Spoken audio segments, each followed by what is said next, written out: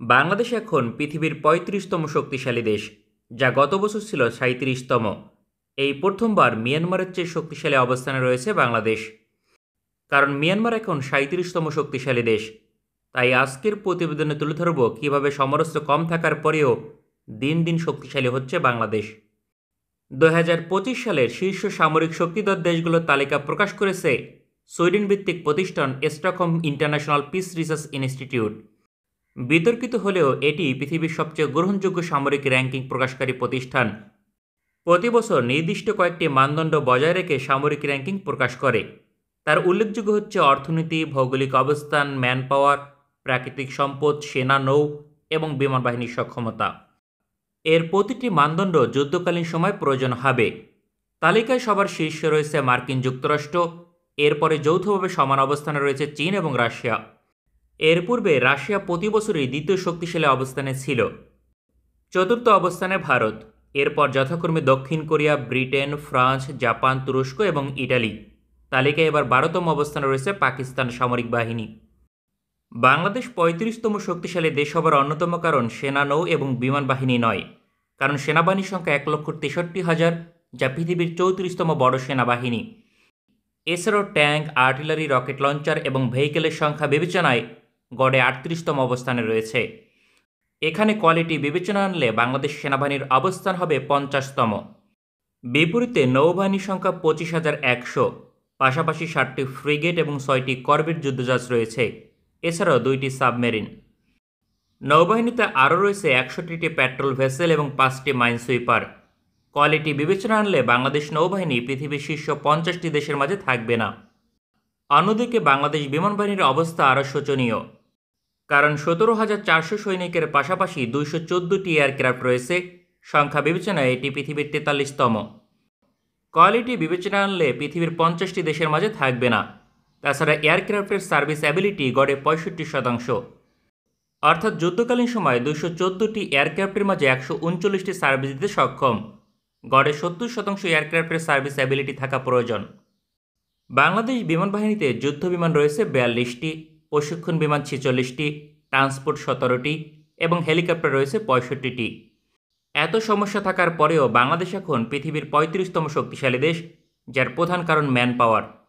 বাংলাদেশ পৃথিবীর ৮ম জনবহুল দেশ। এটি সামরিক ক্ষেত্রে খুবই গুরুত্বপূর্ণ একটি উপাদান। কারণ যুদ্ধ করতে সৈনিক প্রয়োজন। যত বেশি সৈনিক থাকবে ওই দেশকে যুদ্ধ করে জয়লাভ করা তত বেশি কঠিন। গ্লোবাল ফায়ার পাওয়ারের রিপোর্ট অনুযায়ী বাংলাদেশের আধা সামরিক বাহিনীর সংখ্যা ৬৮ লক্ষ, যা পৃথিবীর প্রথম অবস্থানে রয়েছে।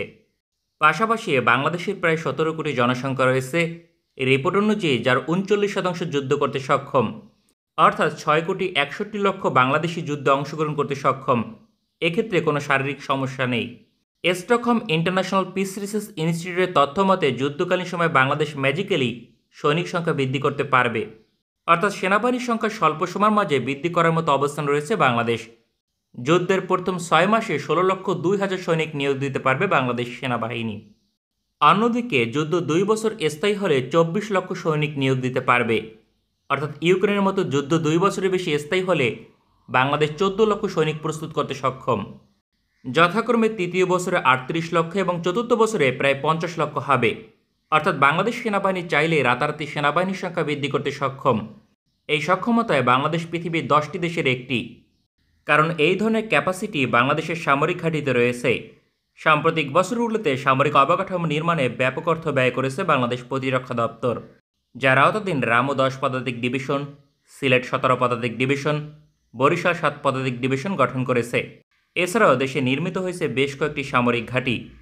ফলে বাংলাদেশ প্রতিরক্ষা দপ্তর চাইলে যুদ্ধকালীন সময় বড় সংখ্যক সৈনিক বৃদ্ধি করতে সক্ষম হবে। সুতরাং বাংলাদেশে কেন ভারতীয় আগ্রাসন সহজ নয়, এটি তার অন্যতম কারণ। কেননা ভারতীয় সেনাবাহিনী বাংলাদেশ দখল করতে আসলে বড় ধরনের মূল্য দিতে হবে। এছাড়াও ভৌগোলিক এবং অর্থনৈতিক কারণে মিয়ানমারের চেয়ে অনেকটা এগিয়ে রয়েছে বাংলাদেশের সামরিক শক্তি। বাংলাদেশের সামরিক পয়েন্ট হচ্ছে 0.6062, বিপরীতে মিয়ানমারের পয়েন্ট 0.6735। এখানে পয়েন্ট যত কম হবে ওই দেশ তত বেশি শক্তিশালী। এই হিসেবে মিয়ানমারের চেয়ে অনেকটা এগিয়ে রয়েছে বাংলাদেশ। তবে গ্লোবাল ফায়ার পাওয়ারের রিপোর্ট প্রকৃত সামরিক সক্ষমতাকে তুলে ধরতে পারে না। কারণ তাদের রিপোর্ট বহুল অংশে ডিফেন্সিভ মিশনে কার্যকর হলেও অফেন্সিভ মিশনে অকার্যকর। কেননা যে সকল মানদণ্ড বিবেচনা করে তালিকা প্রকাশ করে তা কেবলমাত্র সামগ্রিক বড় যুদ্ধে প্রয়োজন হয়। যেমন বাংলাদেশের ডিফেন্সিভ শক্তি অনেক বেশি, তার প্রধান কারণ ম্যান পাওয়ার।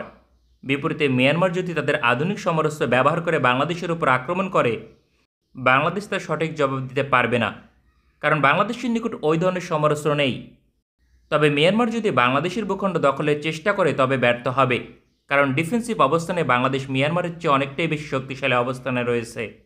বিপরীতে বাংলাদেশ যদি মিয়ানমারের ভূখণ্ড দখলের চেষ্টা করে তাহলেও ব্যর্থ হবে, কারণ বাংলাদেশের অফেন্সিভ মিশন পরিচালনা করার মতো সমরাস্ত্র নেই। অন্যদিকে মিয়ানমারের ভূখণ্ডে বড় ধরনের হামলা করার সক্ষমতাও বাংলাদেশ সামরিক বাহিনীর নেই। ফলে গ্লোবাল ফায়ার পাওয়ারের রিপোর্ট কেবলমাত্র একটি মানদণ্ড যা সামগ্রিক অবস্থান বুঝতে সহযোগিতা করে। এর চেয়ে গভীরভাবে পর্যবেক্ষণ করতে অনেক বেশি তথ্য বিশ্লেষণ করা প্রয়োজন, যা গ্লোবাল ফায়ার পাওয়ারের পক্ষে প্রতি বছর প্রকাশ করা সম্ভব নয়। যদি 3 বছর পর পর এই ধরনের রিপোর্ট আরও বেশি তথ্য পর্যবেক্ষণ করে প্রকাশ করা হয়, তবে তালিকায় বড় ধরনের পরিবর্তন আসবে। আমাদের ভিডিওটি পছন্দ হলে আমাদের সমর্থন করতে সঙ্গে থাকুন। ভালো থাকবেন সবাই, দেখা হবে পরবর্তী কোনো ভিডিওতে।